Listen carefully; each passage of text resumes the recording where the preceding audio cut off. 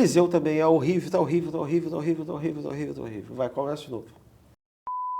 Bem-vindos ao Diálogo com a Inteligência, um programa que busca conversar sobre temas não convencionais, fundamentais para pensar o Brasil e o mundo. É uma parceria, esse programa maravilhoso aqui, fantástico, né? Entre a Insight, editora da revista Inteligência, e do Meio, né? A gente recebe um especialista diferente todo domingo, a partir das 6h15 da tarde. Sejam bem-vindos.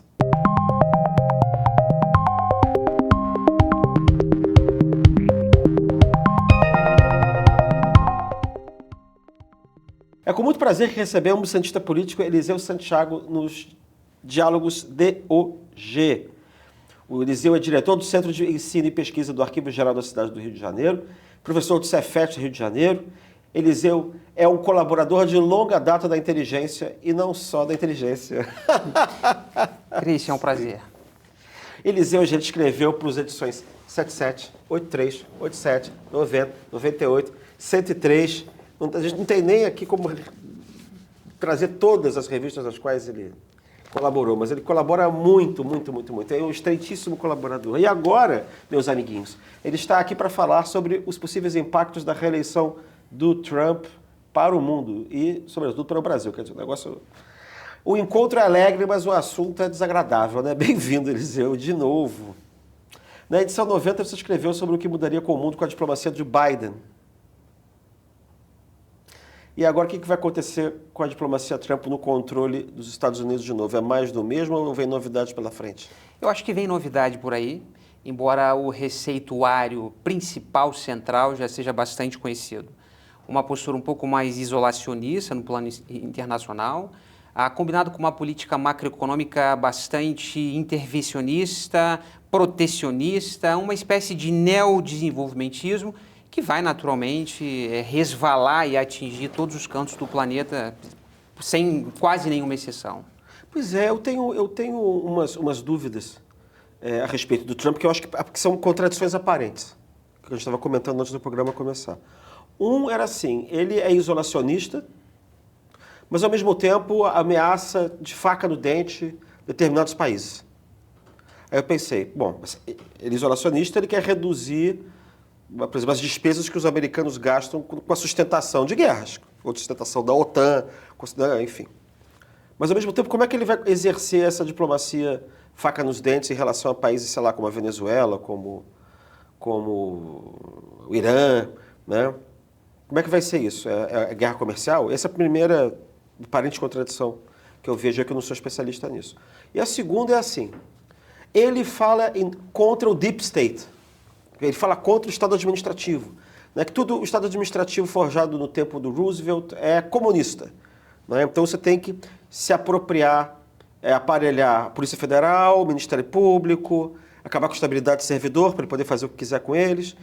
E tem um discurso populista em que a América tem que voltar a ser ela mesma, a economia tem que andar, você tem que devolver poder aos empresários, aos cidadãos contra essas... E, ao mesmo tempo, como você mesmo disse agora, ele vai tomar a economia protecionista e, ao mesmo tempo, vai adotar políticas de intervenção. Então, essa me parece que é uma outra... Mas, espera aí, ele é neoliberal ou libertariano em matéria econômica ou ele é intervencionista? Entende? Assim, parece uma coisa estranha aqui. É porque os populismos, eles têm gradações nos mais variados lugares do mundo. Você tem populismo de direita, populismo de esquerda, você tem um populismo mais desenvolvimentista, você tem um populismo mais neoliberal. Para pegar um exemplo muito, muito próximo à nossa realidade, o Bolsonaro, um populismo de direita, neoliberal, menos Estado, menos intervenção, enfim, uma retórica menos protecionista e menos nacionalista do ponto de vista econômico, em contraposição ao Trump, que tinha também uma linguagem populista de direita, mas protecionista. Portanto, muito mais próximo ao keynesianismo do ponto de vista econômico do que próximo do movimento libertário.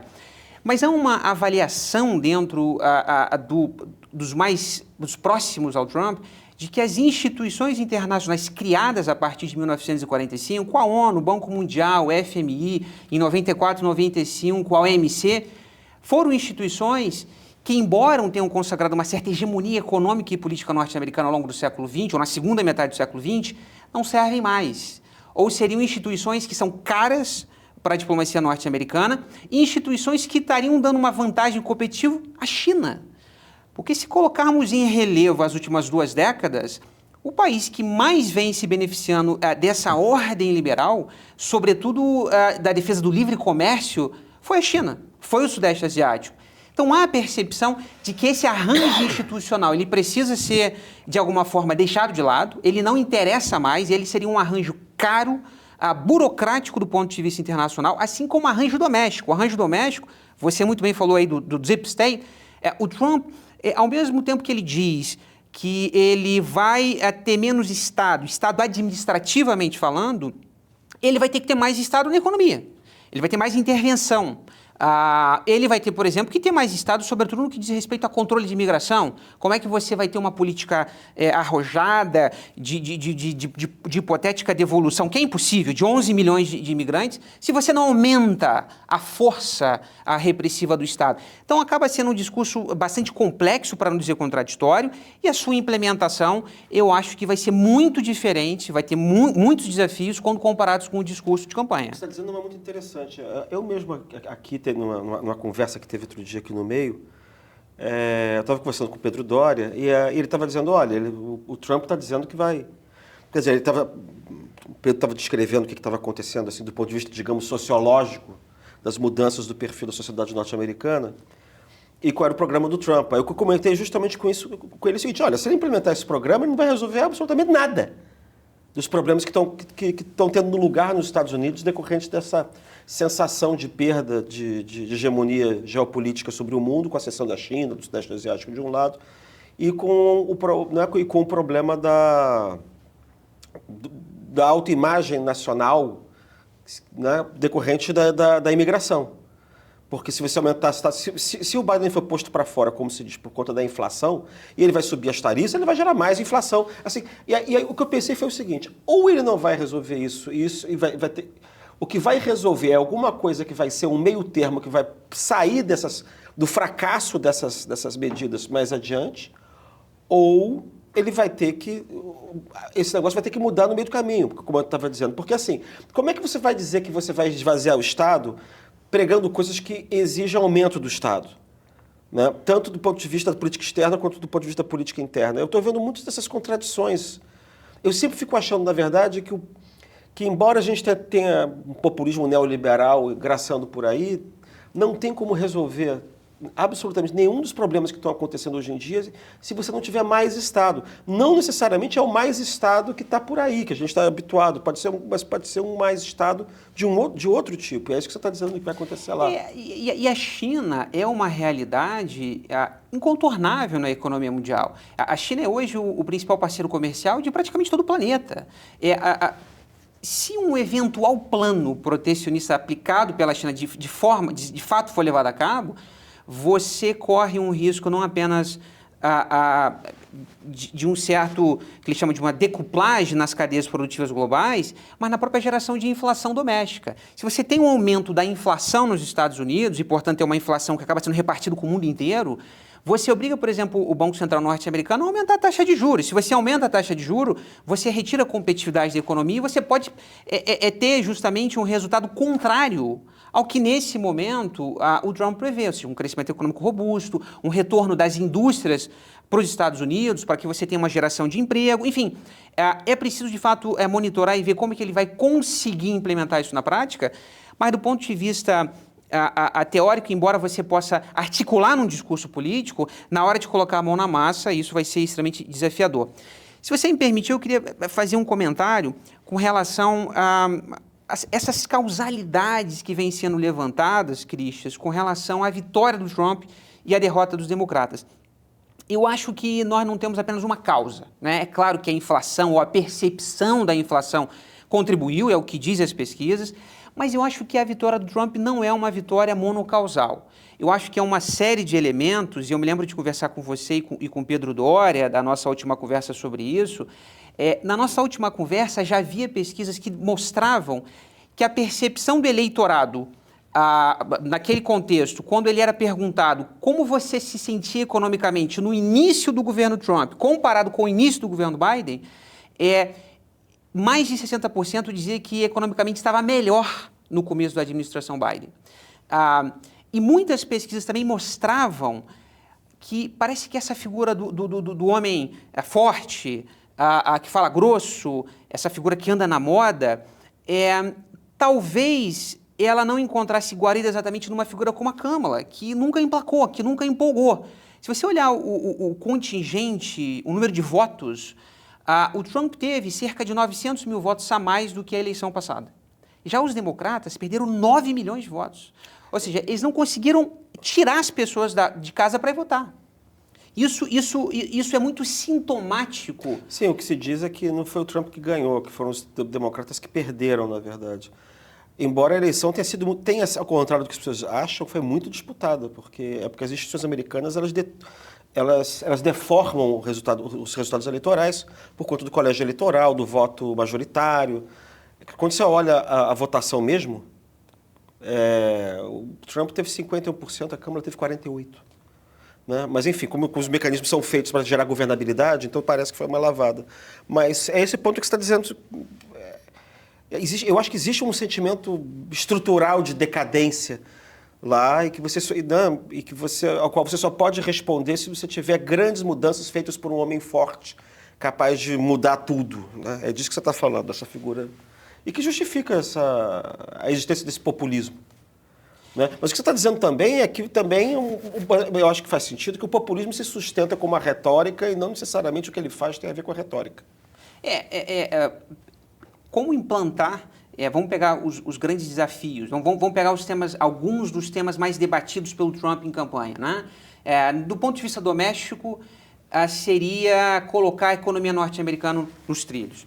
No ponto de vista externo, seria você ter um certo recuo na sua postura tradicional internacional e fazer com que os seus aliados paguem pelo que o Trump acha que é um excesso, que é um conforto excessivo de segurança, de bem-estar. Na cabeça do Trump, é como se os contribuintes norte-americanos estivessem pagando pelo bem-estar social dos europeus e dos japoneses, o que na prática não é bem isso. Mas voltando, do ponto de vista econômico, essa agenda do Trump de enfrentar a China e também, de alguma forma, de talvez aumentar tarifas em todo mundo, isso pode ter consequências devastadoras para a economia norte-americana. Porque a promessa dele é que entre 10% e 20% das tarifas sejam aumentadas para todos. E a China, esse número possa girar em torno de 60%, o que seria devastador para a economia chinesa. Mas o que acontece quando todo mundo começar a ser, enfim, sancionado, ter essas tarifas aumentadas?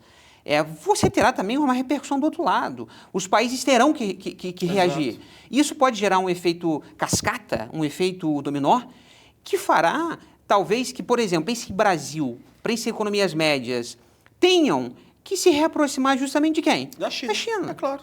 Então, parece que retoricamente faz sentido, mas talvez seja uma agenda um tanto quanto complicado de se executar na prática.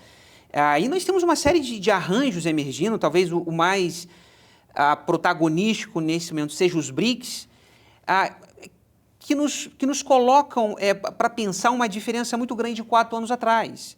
Hoje os BRICS não apenas é um fórum de cooperação em temas econômicos, mas também é um fórum que pleiteia reformar a governança global.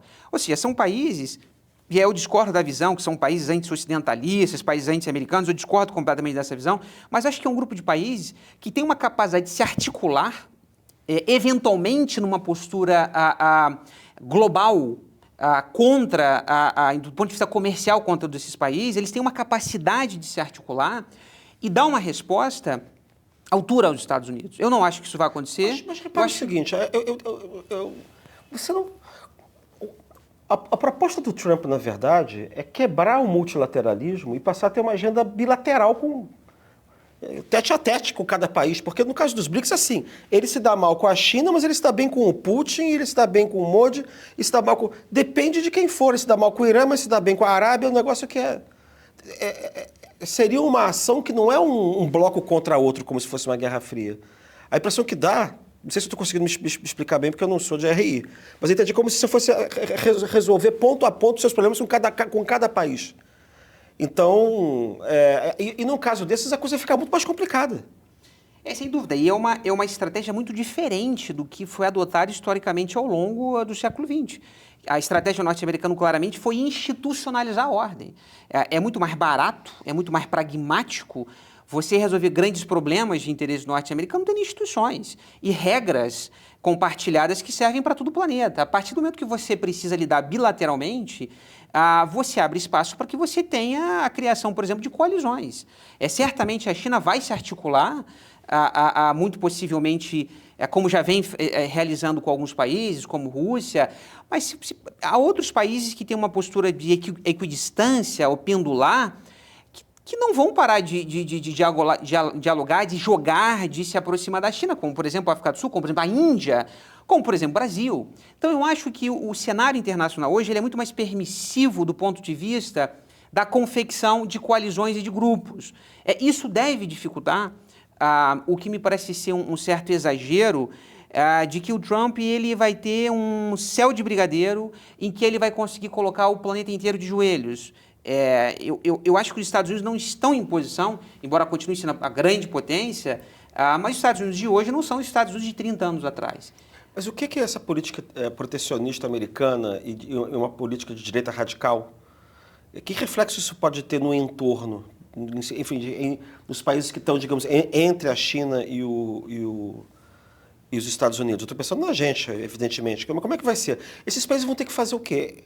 A gente vai entrar numa guerra comercial? Porque se eles fizerem isso com a gente provavelmente vai ter que também aumentar as tarifas dos produtos americanos. E se a gente aumenta a tarifa dos produtos americanos, a gente também cria um sistema mais protecionista.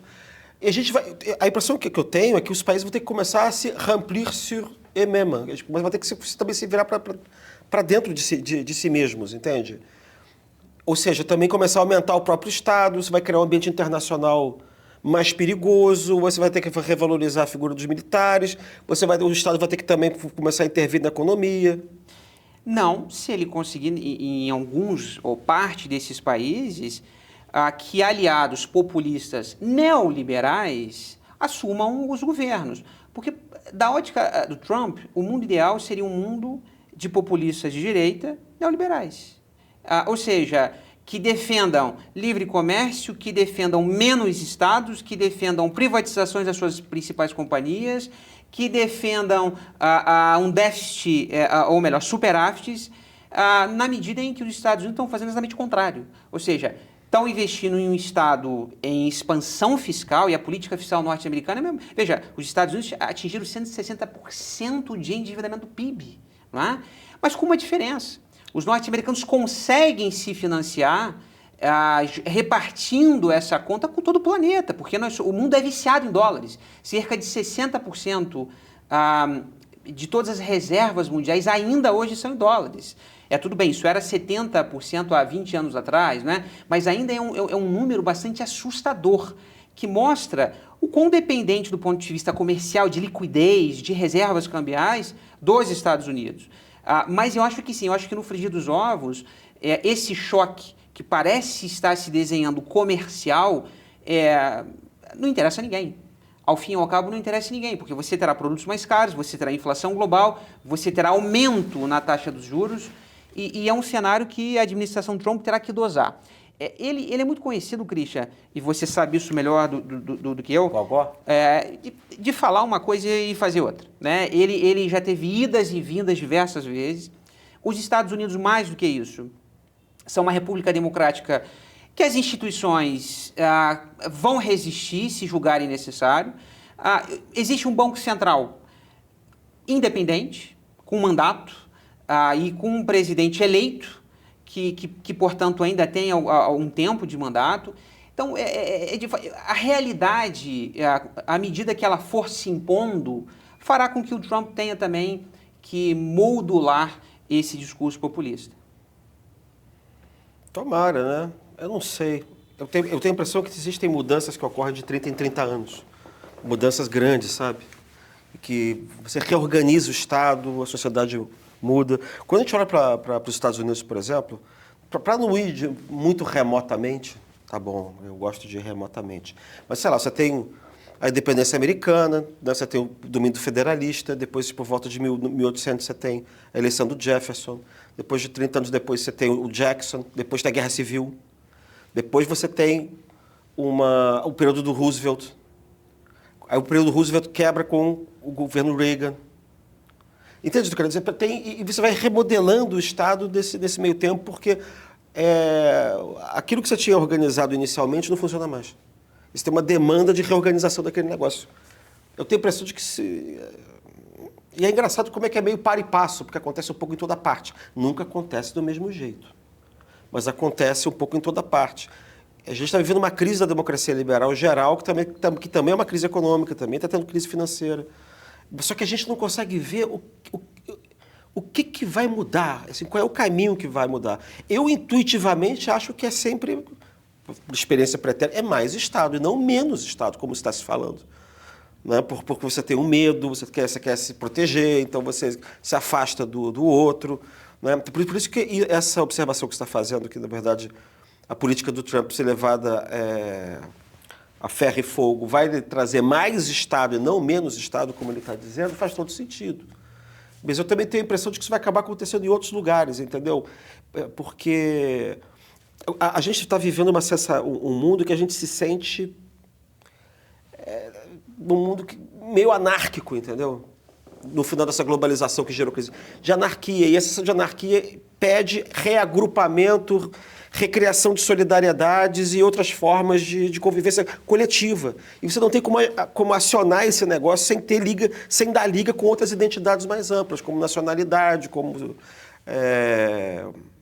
classe, não sei, entendeu? Alguma coisa que esteja por cima, que é uma base menos individualista. Então, eu acho engraçado o populismo neoliberal, por exemplo, sei lá, de um Milei, do Pablo Marçal. Eu até entendo isso como um fenômeno passageiro, entendeu? Mas é como se fosse um sarampão, não é? A solução não vai passar por ali.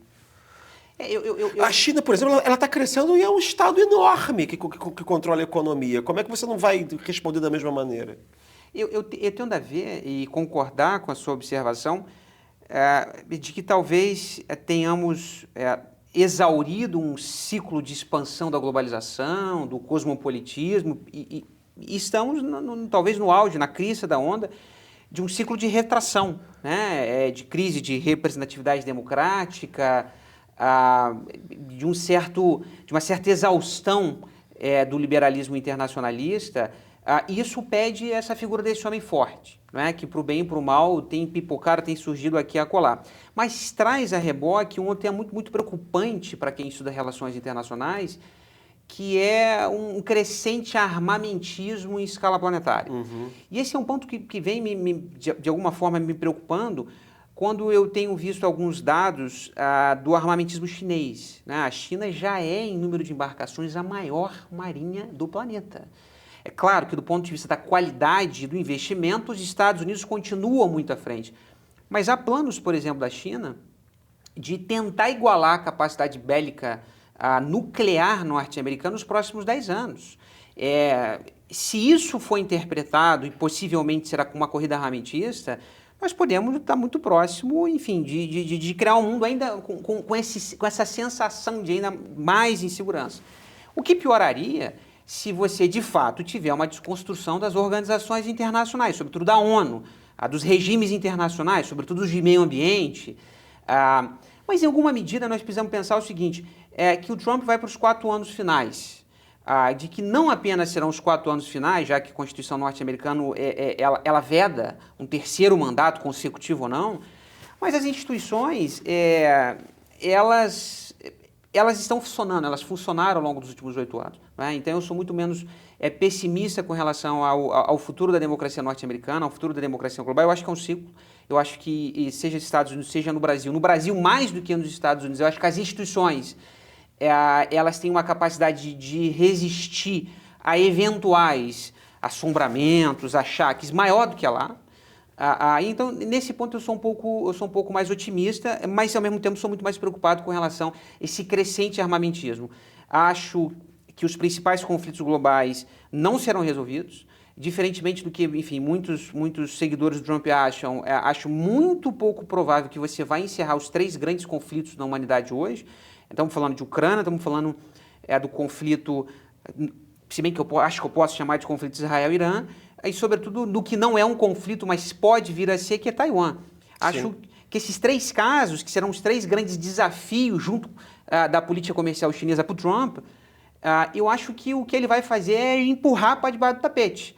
Porque nenhum presidente, seja democrata, seja republicano, nos últimos 20 anos, resolveu o programa nuclear na Coreia do Norte, resolveu o programa nuclear no Irã, conseguiu, de alguma forma, resolver a questão de Taiwan, e o Oriente Médio continua, de alguma forma, de tempos em tempos, de crise em crise. Então, eu acho que eu sou pessimista com relação à capacidade do Trump e de qualquer presidente norte-americano de fato, equacionar esses conflitos. Isso nunca foi feito antes. Eu acho que, e se isso for feito, isso terá um custo muito alto. Pensemos, por exemplo, na Ucrânia, né? E eu encerro por aqui. Acredita-se que o Trump possa terminar com o conflito no primeiro dia de mandato. Essa é a promessa dele, não é? De que o conflito na Ucrânia se encerrará na sua posse. Mas de que forma? Por submissão total? Você vai integrar a Ucrânia aos russos? Enfim, não há meios exequíveis de você equacionar um conflito que se arrasta desde 2014 e que ele próprio, de alguma forma, tudo bem que a invasão foi em 2022, mas o conflito começou em 2014 e perpassou o mandato do governo Donald Trump. Enfim, eu acho que o cenário internacional, para encerrar essa minha fala, ele tenderá a ser mais conflitivo e um cenário internacional mais desafiador do que foi 4 anos atrás. Embora, bom, do ponto de vista político, ele tem muito mais força hoje interna do que ele tinha 4 anos atrás.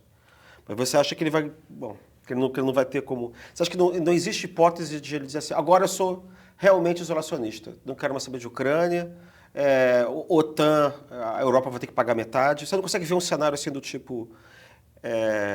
ele abandona a Ucrânia, a Europa tem que começar a se rearmar por si própria, criar um exército, eu nem sei se vai ter exército europeu, se é o exército francês, o exército alemão, o Japão vai ter que se armar sozinho também, esse tipo de cenário você não vê. Seria um caos, eu acho pouco provável, embora não seja impossível. Seria um caos na medida que você obrigaria que diversas potências médias, ao frigir dos ovos, se tornem nucleares. Pense, por exemplo, no caso do Irã. Não é? Como resolver a questão do Irã? Jogando uma bomba lá, ele não jogou bomba na Síria, jogou bomba não sei aonde.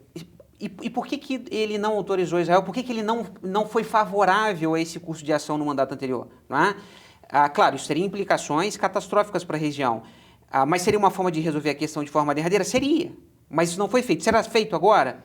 Não sabemos. No caso da Ucrânia e no caso de Taiwan, o que acontecerá no dia seguinte que você entregar ou não mais defender esses territórios e que recado você vai passar não apenas para os aliados, mas sobretudo para 2 grandes potências, sobretudo para a China? Existe na geopolítica uma das teorias centrais que diz que para você ser uma potência global, você precisa controlar a sua área mediterrânea. Seria mais ou menos como os Estados Unidos lograram todo esse êxito, mas controlaram a sua região mediterrânea, controlaram o Mar do Caribe. Sim. Por isso que Cuba sempre foi uma questão muito sensível. Uma espinha atravessada aqui. Precisamente.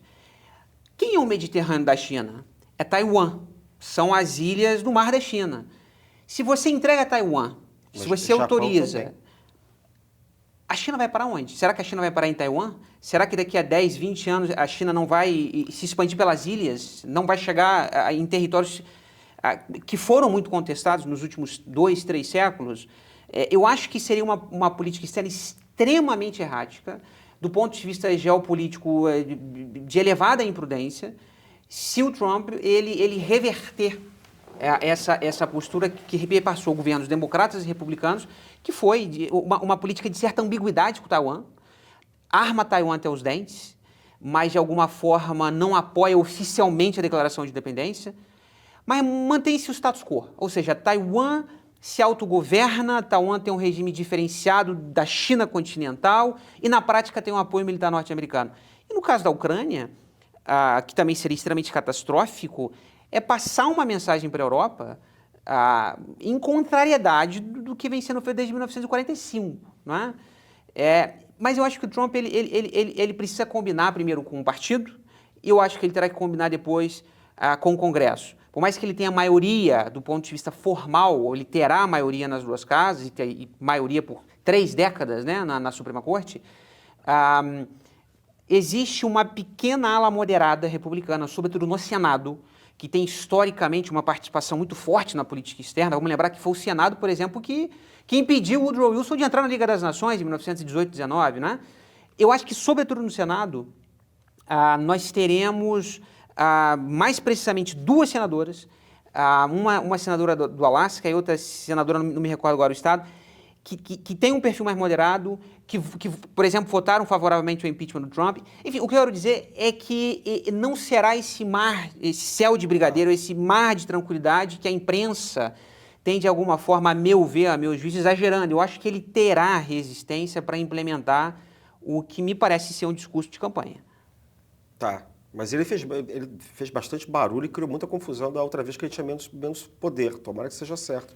Mas aí, bom, como sempre, a gente está incorrendo num erro que a gente atribui aos outros também.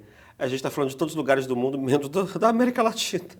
Que tipo de política ele vai ter em relação à América Latina, especialmente em relação ao Brasil? Olha, na geopolítica da atenção, a América Latina não costuma ser exatamente um local intensivo, enfim, em prerrogativas, não é? Para o bem e para o mal. Sim. Há uma discussão muito interessante em que medida isso é interessante ou não para a política externa brasileira, não é? Eu acho que a grande preocupação certamente vai estar no México, em que tem uma dependência estrutural gravíssima dos Estados Unidos do ponto de vista econômico, do Canadá em segundo lugar, parceiro de NAFTA. A América Latina, infelizmente, ela quando aparece na agenda do Trump, aparece com uma ótica muito negativa, né? São os imigrantes, são países que destroem, que queimam suas florestas. Infelizmente, no imaginário trumpista, a América Latina não aparece de forma muito lisonjeira.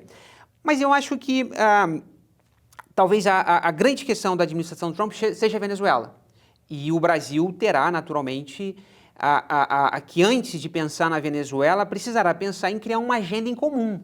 Há uma agenda em comum com o Biden, houve uma agenda em comum com o Biden, a questão dos sindicatos, as questões trabalhistas, o reforço das instituições democráticas, havia minimamente a questão da governança ambiental, havia uma agenda que permitiu nos encontros bilaterais uma retórica, um discurso de parceria. Com Trump, essa agenda não existe. Terá que ser criada. Mas não é curioso que talvez um dos pontos em comuns relevantes do ponto de vista geopolítico é exatamente olhar para a Venezuela de maneira semelhante? Eu tenho minhas dúvidas. Não vai demorar para a administração Trump começar a dar suas estocadas em Caracas, né? As suas críticas. É muito possível que as sanções retomem com muita força. Como é que a diplomacia brasileira, e aí diplomacia brasileira talvez tenhamos que pensar como que o presidente Lula, como o Itamaraty, como o Celso Amorim vão reagir ao que talvez seja visto como uma interferência numa região em que o Brasil deveria ser ouvido, né? Pois é, mas é curioso que Venezuela é exatamente o único país da América do Sul que tradicionalmente tem interferência dos Estados Unidos, porque ele está no Caribe. Ou seja, no Lago Americano. No Mediterrâneo norte-americano. O Mediterrâneo norte-americano. Talvez juntamente com a Colômbia, que historicamente tenha, enfim, não tem mais o Panamá, mas sim, historicamente tem uma proximidade, enfim, talvez nos últimos 40, 50 anos. Eu estou muito curioso para ver como que a administração Lula, que, enfim, passou por Bush, passou por Obama, passou por Biden, que, portanto, tem uma administração experimentada, alguém que navega absolutamente bem nas relações internacionais, mas eu estou curioso para ver como essa questão da Venezuela vai ser endereçada, sobretudo após o veto brasileiro nos BRICS, né? E aí eu volto a trazer o BRICS para essa equação, porque é muito curioso que o BRICS esteja se transformando não apenas numa plataforma privilegiada de projeção de poder brasileiro, de inserção internacional, mas é um local que o Brasil, de fato, tem voz ativa, um local que o Brasil teve capacidade de vetar um outro país, não é? E a Venezuela, me parece, será assim uma pedra no sapato. Eu confesso para você que eu me sinto muito pouco confortável em estimar, em prever o que vai acontecer no regime venezuelano, mas eu acho que a diplomacia brasileira tem instrumentos, tem um acervo diplomático. A gente não precisa voltar, talvez, à equidistância pragmática, a diplomacia pendular do Vargas, ou a política do JK de se aproximar comercialmente do bloco soviético ao mesmo tempo do bloco norte-americano, ou da política externa independente, ou da política externa universalista dos governos militares, ou do primeiro governo Lula. Enfim, nós temos uma tradição de política externa de olhar para o mundo de uma forma muito eclética e pragmática, sabendo que o Brasil, nós estamos falando da 8ª economia mundial, nós estamos falando de uma potência média, mas que habita e que emerge em determinados fóruns como uma grande potência. Como não dizer, por exemplo, na questão ambiental? O Brasil é uma potência de primeira prateleira em determinados assuntos.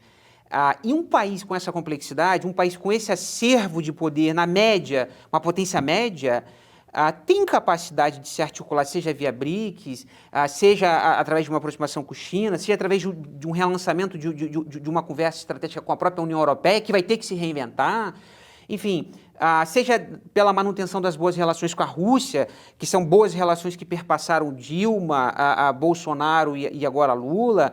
A proposta, a presidente hoje, a presidente Dilma hoje é a brasileira, é a mulher mais poderosa do mundo, né? Como presidente do Banco dos BRICS. Enfim, eu acho que a diplomacia brasileira, ela tem instrumentos, ela tem mecanismos, ela tem acervos para conseguir defender os interesses brasileiros e, naturalmente, para ter como bússola o óbvio. O óbvio é que a China é o nosso principal parceiro comercial e o óbvio é que os Estados Unidos são o principal investidor direto no Brasil.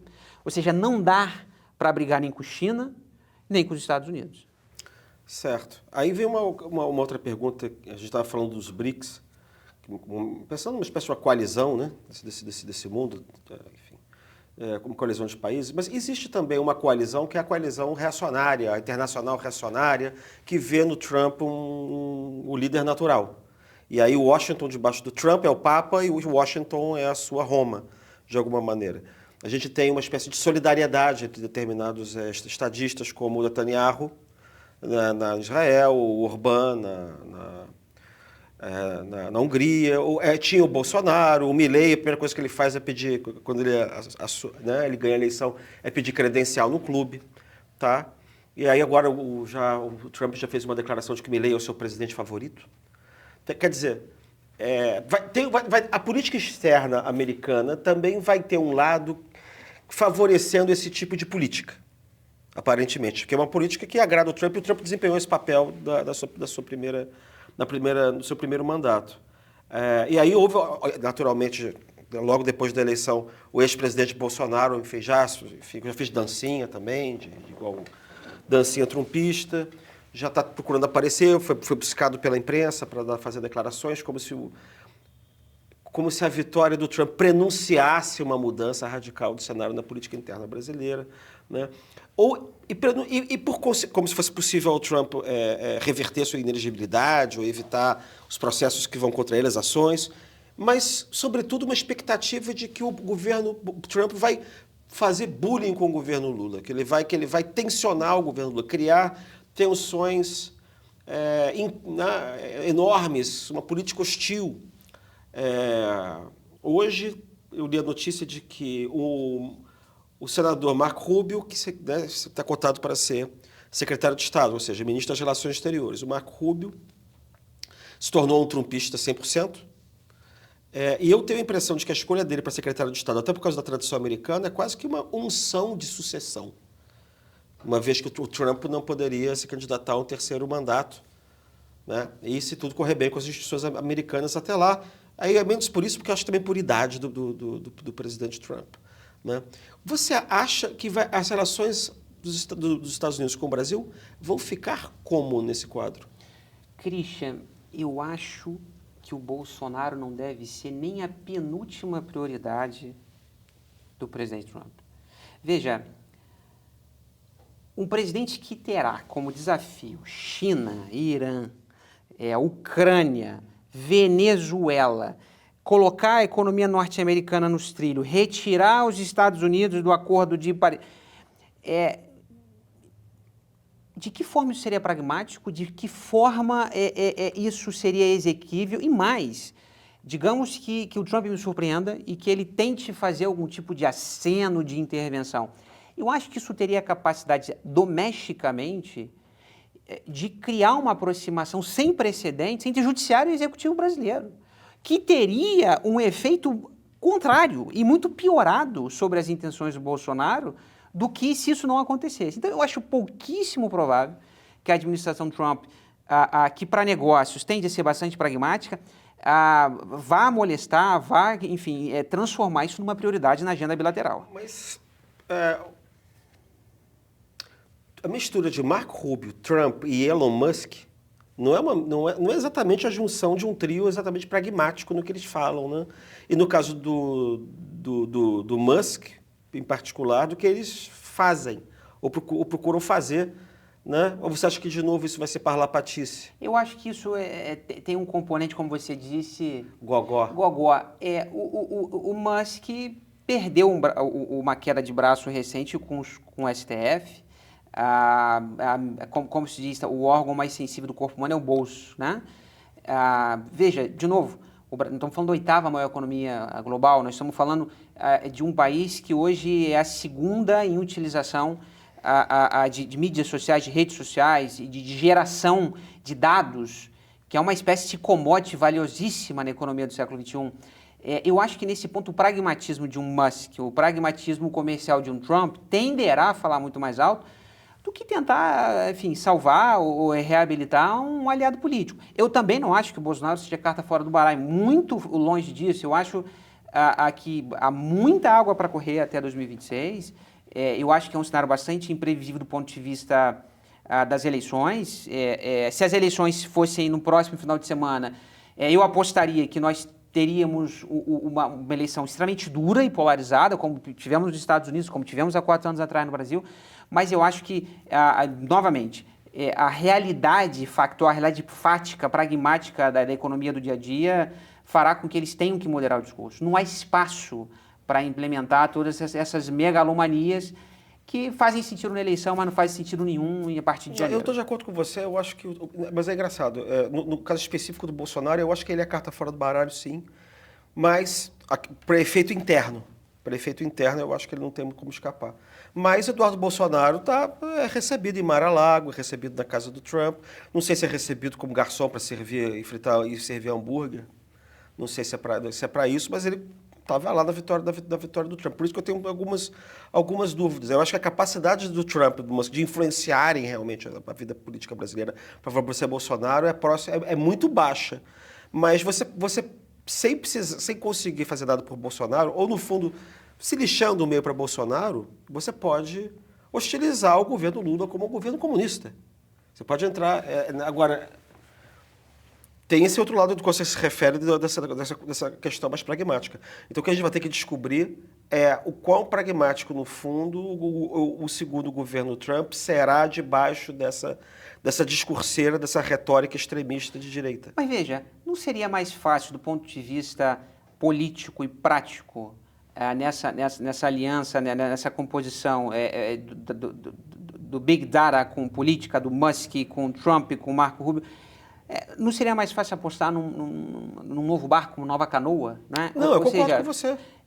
Não vai se desgastar as relações com o Brasil, sendo que talvez haja até outros postulantes que façam mais sentido do ponto de vista político, enfim... eu vou me surpreender muito se o contrário acontecer. Eu acho que nesse ponto o pragmatismo das instituições e o pragmatismo também do próprio Departamento de Estado, que historicamente tendeu a resistir nos muitos excessos do Trump, não é? É claro que isso não impede que ele dê uma tuitada, que ele simbolicamente, mas do ponto de vista prático, eu acho que... Trump vai demitir quem o desobedecer. Pois vai acabar com a estabilidade. Ele foi o presidente que mais, de fato, demitiu na história. Eu estava lendo um relatório há alguns dias que mostrava que o Trump ele teve uma circulação de funcionários na Casa Branca superior a 35%, se não me engano, 36% ou 37%. Isso, de fato, é um número muito alto. Ou seja, de cada 10 funcionários, pelo menos 3, né, a gente está falando de 3,5%, 3,6% funcionários, foram trocados ao longo da administração. É uma rotatividade muito acima. Ministros também? Isso conta como todos os funcionários na Casa Branca. Isso é um dado de instabilidade. Dado de instabilidade. Não é? Ele terá muito mais força nesse segundo mandato, mas ele também será um presidente muito mais experiente, que conhece melhor a máquina, que terá muito mais apoio no Congresso, que terá maioria, como já falamos aqui, na Suprema Corte. Então, eu acredito que se de um lado é bem verdade que ele chega com uma legitimidade política muito maior, com um apoio político muito maior, eu acho que ele tem uma agenda externa, uma agenda doméstica tão desafiadora, que eu acho que, de novo, na geopolítica da tensão,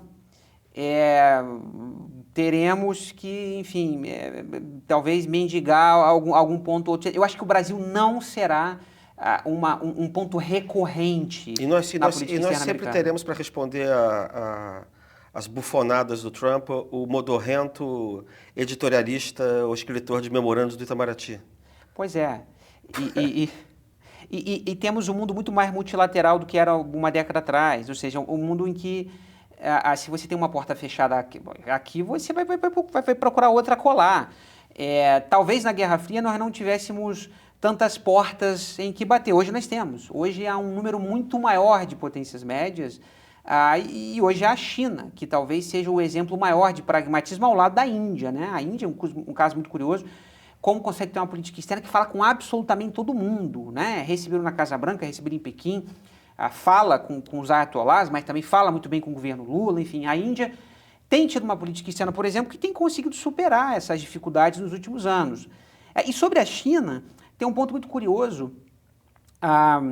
Recentemente eu estava relendo Kissinger naquele livro sobre a China, e ele me fez pensar em dois pontos interessantes. O primeiro é de que a China é um desafio muito maior aos Estados Unidos hoje do que a União Soviética foi na Guerra Fria. Você consegue imaginar hoje um norte-americano de Nova York, ou enfim, ou de qualquer cidade norte-americana, comprando e dirigindo um carro elétrico chinês? Mas você não consegue imaginar esse grau de capacidade de inovação, de desenvolvimento tecnológico e econômico da União Soviética nos anos 70 e 80. Os soviéticos foram derrotados exatamente nesse terreno. Porque a base, eles eram incapazes de renovação, de atualização tecnológica depois de um certo ponto. E a China, o segundo ponto, que o Kissinger fala com muita propriedade, a China, diferentemente da União Soviética, tem ao seu lado a história. Nós estamos falando da cautela milenar de 5 milênios, não é? Ele tem uma passagem muito interessante que ele fala, enquanto os estrategistas ocidentais jogam xadrez, os estrategistas chineses jogam aquele joguinho, Go, não é? Que é aquele jogo extremamente complexo, extremamente desafiador, aquele jogo que a primeira máquina que venceu um campeão de Go foi só em 2016, de tão complexo, de tantas variáveis que é. Isso mostra, de fato, talvez duas mentalidades e dois cenários e duas perspectivas muito diferentes. E eu acho que o Trump captou esse desafio, talvez secular, que vai ser, de alguma forma, saber lidar com essa emergência da China, com essa emergência da Ásia, já que a economia mundial, de forma muito evidente, caminha cada vez mais, enfim, para a Ásia. Agenda ambiental vai para o beleléu? Eu tenho uma esperança, e aqui não é o analista falando, é um pouco de wishful thinking. Eu acho que a paradiplomacia terá a capacidade de suprir as lacunas que, eventualmente, os Estados Unidos, com maior economia global, e talvez a China, possam nos deixar na mão.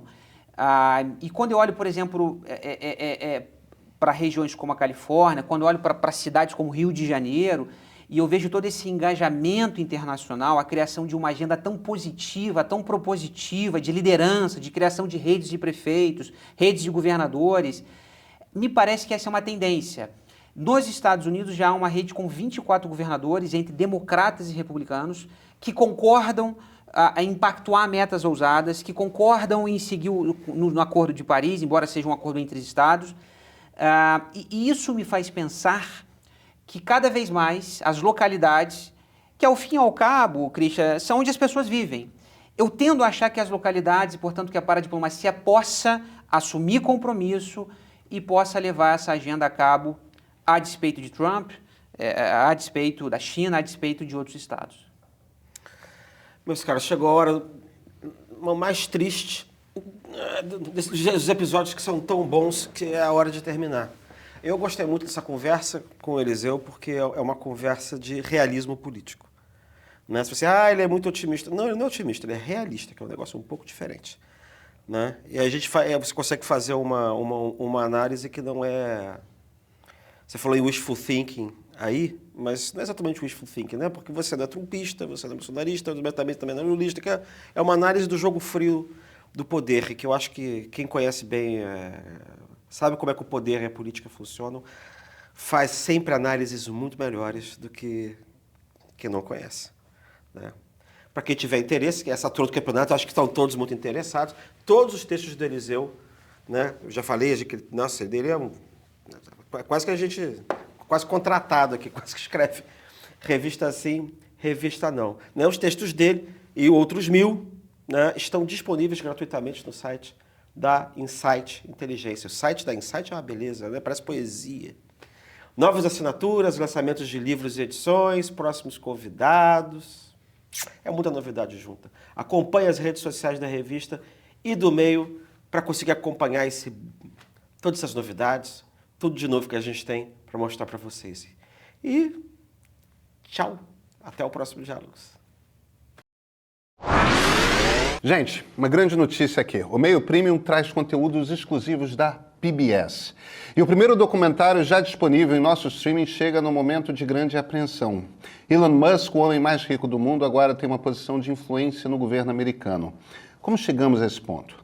Elon Musk, a tomada do Twitter, é um documentário que detalha o início dessa trajetória. A compra do Twitter, agora rebatizado de X.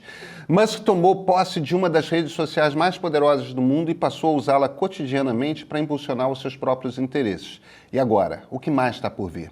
Confira o trailer dessa história reveladora e assine o Meio Premium para assistir esse e muitos outros conteúdos exclusivos.